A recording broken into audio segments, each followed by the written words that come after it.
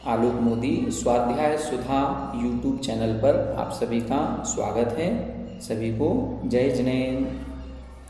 कल की वीडियो में हम सभी ने आचार्य उमा स्वामी जी विरचित द्वितीय अध्याय के 2 सूत्रों का अर्थ समझा था, जिसमें जीव के 5 भावों का वर्णन किया गया था। औपसमिक, छायक, छायोपसमिक, औदयिक और पारिणामिक। इनके क्रम से भेद बताए गए थे। औपसमिक भाव के 2 भेद, छायक भाव के 9 भेद, छायोपसमिक भाव के 18 भेद, औदयिक भाव के 21 भेद और पारिणामिक भाव के 3 भेद। एक बार इनकी अपन परिभाषा देख लें, फिर हम एक एक भाव का विशेष वर्णन करेंगे। जो भाव कर्म के उपसम से होता है वो औपसमिक भाव, जो भाव कर्म के क्षय से होता है वो छायक भाव, जो भाव कर्म के क्षयोपसम से होता है वो छायोपसमिक भाव, जो भाव कर्म के उदय से होता है वो औदयिक भाव, और जो भाव कर्म के उपसम, क्षय, क्षयोपसम, उदय के बिना स्वभाव से होता है उसे हम पारिणामिक भाव कहते हैं। कल की वीडियो में हमने आपको बताया था औपसमिक भाव केवल मोहिनी कर्म में होता है, छायक भाव संपूर्ण 8 कर्मों का हो सकता है। लेकिन इस तत्वार सूत्र के द्वितीय अध्याय में घातीय कर्मों की मुख्यता से वर्णन किया गया है, इसलिए 4 घातीय कर्मों को ही इसमें लिया गया। छायोपसमिक भाव घातीय कर्मों में ही होता है, औदयिक भाव सभी कर्मों का हो सकता है। देखें सूत्र नंबर 3, औपसमिक भाव के भेद। अपन ने अभी औपसमिक भाव के कितने भेद देखे थे? 2 भेद। अब वो 2 भेद कौन कौन से हैं? सूत्र का उच्चारण करें। सम्यक्त्व चारित्र्ये। सम्यक्त्व चारित्र्ये, यहां 2 शब्द हैं, सम्यक्त्व और चारित्र। चूंकि ये औपसमिक भाव के भेद हैं तो उपसम शब्द दोनों में लगाएंगे, औपसमिक सम्यक्त्व और औपसमिक चारित्र। अब ये औपसमिक सम्यक्त्व, औपसमिक चारित्र क्या कहलाते हैं, इसको समझें। हमने बताया उपसम भाव केवल मोहिनी कर्म में ही होता है। तो मोहिनी कर्म के कितने भेद? मोहिनी कर्म के 2 भेद करते हैं, दर्शन मोहिनी और चारित्र मोहिनी। फिर दर्शन मोहिनी के 3 भेद किए जाते हैं, मिथ्यात्व, सम्यक मिथ्यात्व और सम्यक प्रकृति। चारित्र मोहिनी के 25 भेद, अनंतानुबंधी क्रोधमान माया लोभ, अप्रत्याख्यानावरण क्रोधमान माया लोभ, प्रत्याख्यानावरण क्रोधमान माया लोभ, संजुलन क्रोधमान माया लोभ और नवनु कसाय, हास्य, रति, अरति, शोक, भय, जुगुप्सा, स्त्रीवेद, पुरुषवेद, नपुंसकवेद। इस प्रकार से 25 भेद चारित्र मोहिनी के और 3 भेद दर्शन मोहिनी के। कुल 28 प्रकृतियां मोहिनी कर्म की होती हैं। इन 28 प्रकृतियों को हम 2 भागों में बांटेंगे, 7 प्रकृतियां एक तरफ और 21 प्रकृतियां एक तरफ। 7 प्रकृतियों में क्या करेंगे हम? 3 तो दर्शन मोहिनी की लेंगे, मिथ्यात्व, सम्यक मिथ्यात्व, सम्यक प्रकृति, और 4 लेंगे चारित्र मोहिनी की, अनंतानुबंधी संबंधी क्रोधमान माया लोभ। तो ये 7 प्रकृतियां हो गई। जब हम इन 7 प्रकृतियों का उपसम करते हैं तो इनके उपसम से जो भाव आत्मा में प्रकट होगा उसे हम औपसमिक सम्यक्त्व कहते हैं। कौन सा भाव प्रकट होता है इसमें कैसे परिणाम बनेंगे? इसमें सम्यक दर्शन के योग्य परिणाम बनेंगे, 7 तत्वों पर श्रद्धान करने योग्य परिणाम बनेंगे, सच्चे देवसाज गुरु के श्रद्धान के योग्य परिणाम बनेंगे।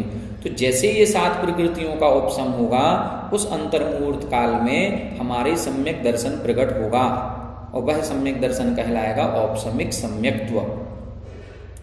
इसी प्रकार अब मोहिनी कर्म की कितनी प्रकृतियां बची? 21। अब जब 21 प्रकृतियों का उपसम किया जाता है तो उन 21 प्रकृतियों का उपसम जब हो जाए तब हम उसको बोलते हैं औपसमिक चारित्र। या हम ऐसा भी कह सकते हैं कि संपूर्ण मोहिनी कर्म के उपसम से जो भाव प्रकट होता है उसे हम औपसमिक चारित्र कहते हैं। क्योंकि 7 प्रकृतियां तो पहले ही उपसम को प्राप्त हो गई जब तो औपसमिक सम्यक तो हुआ। अब जब हम 21 प्रकृतियों का और उपसम कर देंगे तो जो चारित्र प्रकट होगा उसे हम औपसमिक चारित्र कहते हैं। यह औपसमिक चारित्र उपसम श्रेणी में प्राप्त होता है। जब मुनिराज ध्यान लगाते हैं तो उस ध्यान की अवस्था में कर्मों का उपशम या क्षय करने के लिए प्रयत्न करते हैं। जब मुनिराज उपशम करने के लिए प्रयत्न करते हैं तो क्रमशः 8वें, 9वें, 10वें और 11वें गुण स्थान की ओर आरोहण करते हैं और क्रम पूर्वक ये जो 21 प्रकृतियां हैं इनका उपशम करते हुए 11वें गुण स्थान उपशांत मोह छदमस्थ वीतराग में पहुंच जाते हैं। तो जो 8वां, 9वां, 10वां और 11वां गुण स्थान है इसी को हम उपशम श्रेणी के गुण स्थान या औपशमिक चारित्र के गुण स्थान कहते हैं। औपशमिक चारित्र की पूर्णता 11वें गुण स्थान में होती है। तो यहां हम ये समझें औपशमिक सम्यक्त्व क्या, 7 प्रकृतियों के उपशम से जो हुआ वो औपशमिक सम्यक्त्व, और मोहिनी कर्म की बची हुई 21 प्रकृतियों के उपशम से जो चारित्र प्रकट होता है उसे हम औपशमिक चारित्र कहते हैं। औपशमिक सम्यक्त्व 4 से 7वें गुण स्थान तक, ये प्रथमोपशम की अपेक्षा, और द्वितीयोपशम की अपेक्षा से 4 से 11वें गुण स्थान तक। और औपशमिक चारित्र कहाँ होता है, वो 8वां, 9वां, 10वां और 11वें गुण स्थान में होता है।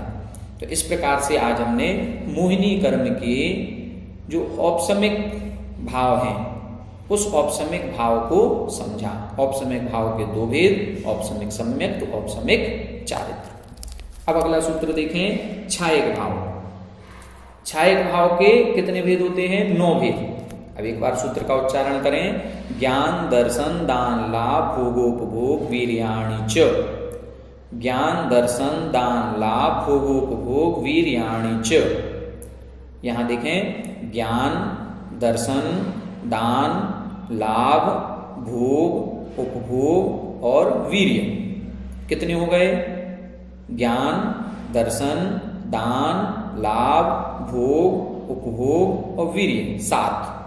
च शब्द दिया है, च शब्द से पूर्व सूत्र से 2 भाव जो औपशमिक भाव के बताए थे, औपशमिक सम्यक्त और औपशमिक चारित्र, इनका ग्रहण इधर कर लेंगे। कितने हो गए, 9। अब ध्यान रखना है यहां पर अपन को छायक भाव के भेद हैं तो छायक शब्द का प्रयोग करना है।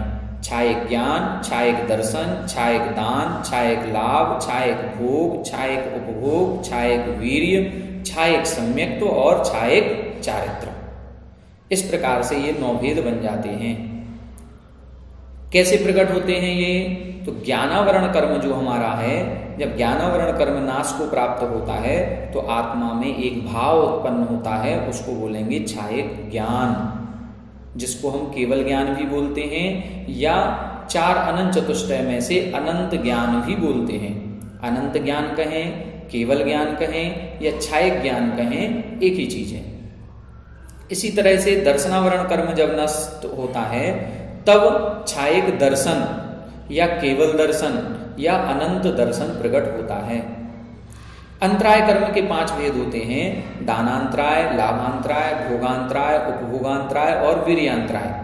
तो दानांतराय कर्म के नाश से छायक दान, लाभांतराय कर्म के नाश हो जाने से छायक लाभ, भोगांतराय के नाश हो जाने से छायक भोग, उपभोगांतराय कर्म के नष्ट होने से छायक उपभोग और वीर्यांतराय कर्म को नाश करने से छायक वीर्य।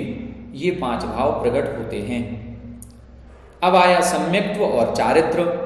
तो अब हम परिभाषा लगाएंगे छायक सम्यक्त्व छायक चारित्र की। देखें, मोहिनी कर्म के फिर से पुनः वो 2 भेद करेंगे, 7 प्रकृतियां एक तरफ और 21 प्रकृतियां एक तरफ।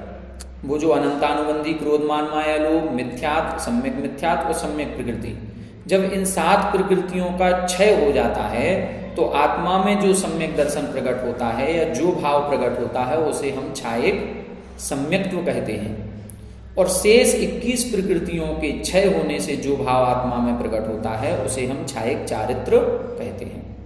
छायक सम्यक दर्शन 4थे गुण स्थान से लेके 7वें गुण स्थान तक कहीं भी प्राप्त किया जा सकता है। छायक सम्यक दर्शन प्राप्त करने के लिए कर्म भूमि का मनुष्य पुरुष वेद होना आवश्यक है। अब ऐसा जो कर्म भूमि का मनुष्य पुरुष वेदी है वह केवली या श्रुत केवली के पादमूल में ही छायक सम्यक दर्शन प्राप्त करने की विशुद्धि बना सकता है, सामान्य रूप से नहीं। केवली श्रुत केवली का पादमूल आवश्यक है। छायक चारित्र कहाँ होता है? तो अभी हमने बताया था, जो मुनिराज ध्यान करते हैं और ध्यान की स्थिति में जब मोहिनी कर्म की क्षय करने के लिए उद्यत होते हैं तो क्रमशः 8वां, 9वां, 10वां और 12वें गुण स्थान में आरोहण करते हैं। तो जो 8वां, 9वां, 10वां गुण स्थान है, इन गुण स्थानों में मोहिनी कर्म की 21 प्रकृतियों का क्षय होता है और जैसे ही 21 प्रकृतियों का क्षय हो जाता है उनका गुण स्थान 12वां हो जाता है, जहां छायक चारित्र की पूर्णता हो जाती है। तो इस प्रकार से छायक चारित्र 8 से लेकर के 12वें गुण स्थान तक होता है, जबकि छायक सम्यक दर्शन 4 से 7वें तक प्राप्त होता है, बना रहेगा 4 से सिद्धों तक, 14वें गुण स्थान तक भी रहेगा और सिद्धों में भी रहेगा।